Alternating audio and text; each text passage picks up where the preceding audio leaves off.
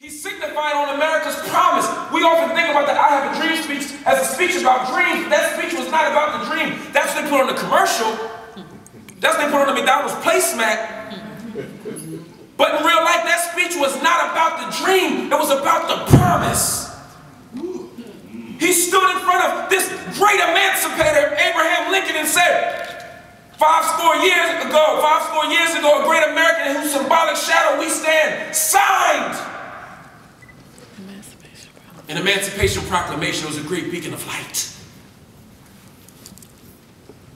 He was saying that you promised. He said the Negro stands in an ocean of despair, of poverty, amidst the ocean of material wealth. He said, in a sense, we come here to cash a check. He referred to the Constitution and the Declaration of Independence as a promissory note. America, you promised. He said, I refuse to believe that the great vaults of democracy could be empty. He said, the Negro has been given a bad check. I refuse to believe that a Negro will get a check marked insufficient funds. You promised. When Martin King stands there and gives that speech, yes, he said, I have a dream that all people can sit together at the table of brother. Yes, he said, color of your skin is not the content of your character. But all of that presupposed that we were on a level playing field. All of that presupposed that America would fulfill the promise. Emancipation Proclamation, America, you promised. Declaration of Independence, America, you promised.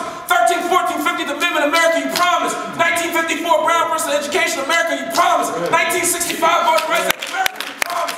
King's legacy is to give America that is as good as its promise.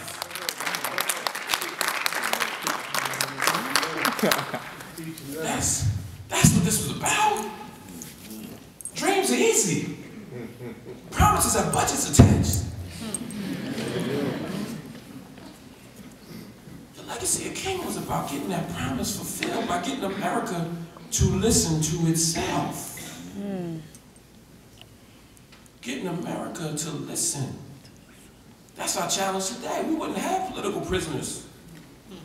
We wouldn't have mass censorship if we really listened to that First Amendment. We wouldn't have all these people piling up the dungeons of the criminal injustice system if we honored the Eighth Amendment. Criminal injustice. We wouldn't be engaged in these vicious, xenophobic immigration debates if we listened to the 14th Amendment.